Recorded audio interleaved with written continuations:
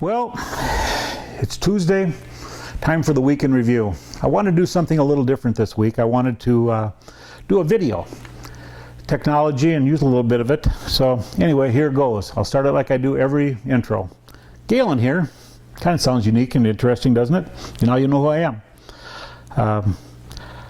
First, I want to talk about the great articles and great things sent into the mail list. We had some great Dragon and Lotus pictures in Carnival Glass that I sent in from some members and shared. Very interesting talk. In fact, we had one at the convention that we put up and we talked about that could have been reshaped. It's all opinions, choices, and what we learn. It's part of the learning of Carnival Glass. I want to thank Phil and the bookers for sending in pictures of the Carnival Glass that we put on Flickr. It was definitely interesting and fun.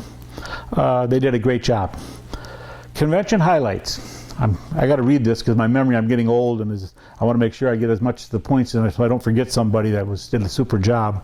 The first thing I want to bring up is the wonderful seminar that Bill and Kenda Jeske did on Kenda in Emerald City.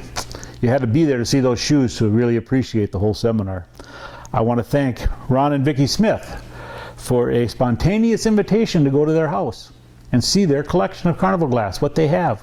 It's one of the things I love about Carnival Glass is people sharing their collection, their passion for Carnival Glass, the same thing I like to do.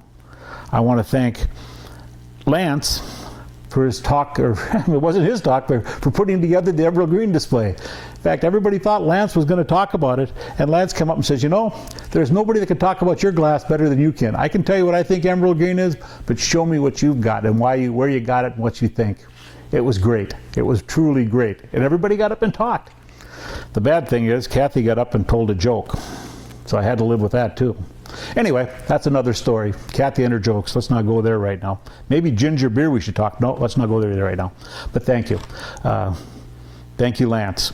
I want to thank the Jim Rhoda auction company. Jim has brought us a great auction. And the best part about it, we were able to broadcast it. We finally got the internet stable enough to broadcast the auction there. It was truly, truly wonderful. And I hope that a lot of people got to watch it. Jim did a great job. Thank you, Jim, and your team. I also want to thank everybody that watched the auction that day. Because, you know, you took time out of your life to learn and see a little bit about Carnival Glass, and that's how we all learn. And then I want to get to Brian Pittman, my friend Brian, and his banquet speech. The world has changed. I know that Brian's passion for Carnival Glass and wwcga is something he shares and loved. His passion in that talk showed through and through and through. I don't think Brian, I love Brian. He's my friend. He always will be my friend. We don't always agree. I don't think all friends do agree. But I do know that his passion for Carnival Glass showed through there. Maybe his message wasn't what everybody wanted to hear, but his passion was. Before I go on, I want to talk a little bit about what Brian mentioned at that convention. The year was 1994. Brian and I and some other people had a room, 3 rooms right in a row. As he called it, the other side. I never knew it was. I never thought of it as that. I hadn't been, this is my first convention. I walked in. I set up my glass or did my thing and thought, hey, I'm going to go walk around. I want to see who else is here. I want to see these people that have my passion. The same love I have for this guys. I want to learn about this. I know absolutely positively very little about any of this glass. I just know that I love it. So I walked into a room. The door was partially closed. It was half open. I didn't knock. I didn't anything. I seen there was Carnival Glass in there, so I walked in. There was about 6 people in there. Don't know who they were. Don't care. It isn't important. These people stopped their conversation, looked at me, and I thought, you know, they're going to talk about Carnival Glass. I can ask questions. I can learn. They looked at me and they went back and started talking. They weren't talking about Carnival Glass. They were talking about the day's events. I don't remember what they all were. I know they were talking about an upcoming vacation, trip, other things like that. I felt kind of clumsy. I didn't know what to say. I knew I didn't fit in the conversation because I didn't know these people. But that's people. They were talking about people. and they were talking about things they had going, and they knew each other well. So I didn't fit. So I kind of clumsily said, walked away, didn't say anything. They didn't know my name, I didn't know theirs. I hadn't even got my badge yet for the convention. So they didn't know who I was. They thought I could have been anybody. And I can understand that.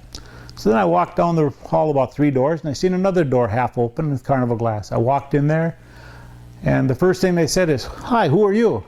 You collect Carnival Glass?" I said, "Yes, I do." And they says, "How many pieces you got?" I said, "Geez, I think we haven't got very many. I think maybe a dozen now." "Oh, you're a new collector."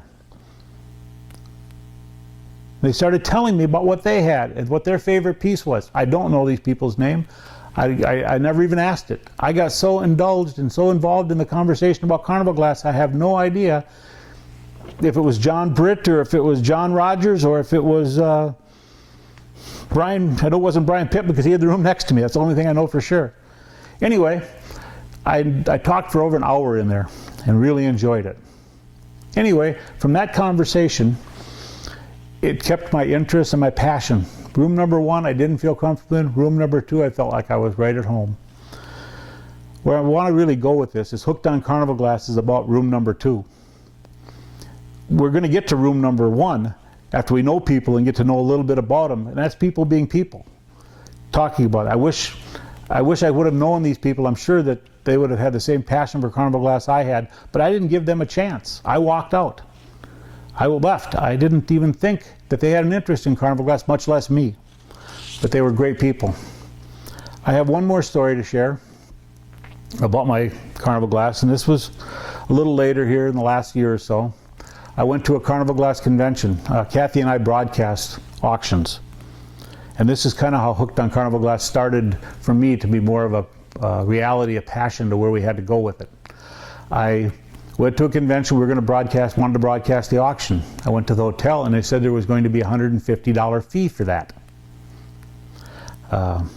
Boy, I thought, geez, I really don't want to spend $150 that I don't have to do this, but you know, I can if I have to, I guess, but you know, I wonder if somebody could help me with it. So I went up to some people and I said, "Hey, would you, this is what the hotel wants, would you," people that I thought would be willing to want to help with this, and said, "Would you help me?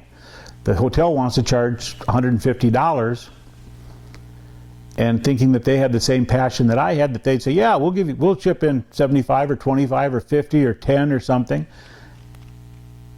And they said no. They said, maybe you should go ask the club. Maybe the club could do it, or somebody else could do it.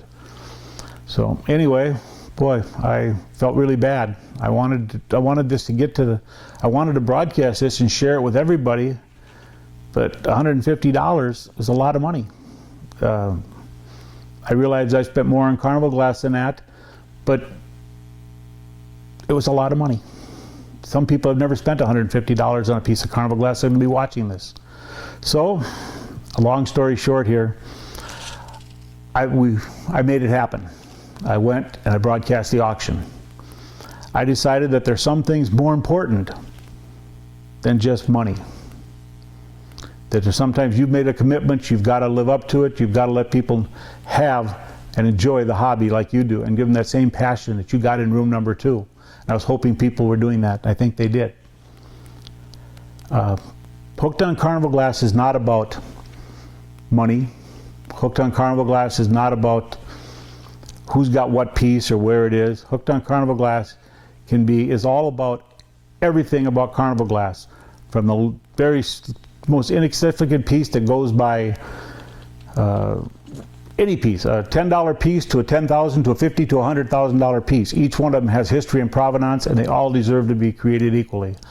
I don't feel that any piece of Carnival Glass that has history, just like the piece we had in the Christmas mold that sat there and finally got put back in that very mold that came out of 100 years ago, to me that's just amazing to think about, that some person that's not even alive today did that and was willing to share that experience with me.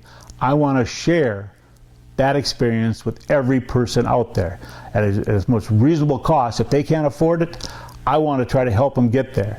And that's what Hooked on Carnival Glass is all about. It's not a monetary thing, it's not money, it's not anything else. What it is sharing knowledge, education, and making collectors feel good about walking into room number 2. And I tell you, and understanding why room number 1 is where they want to get to and enjoy. I want to thank each and every one of you for listening. I think each and every one of you are great people. I want to tell you how much I appreciate you as friends. And being the mail list editor is very heartfelt. It's a very serious job I take, and educating people and making people understand my love and passion for Carnival Glass is part of that. Thank you for listening.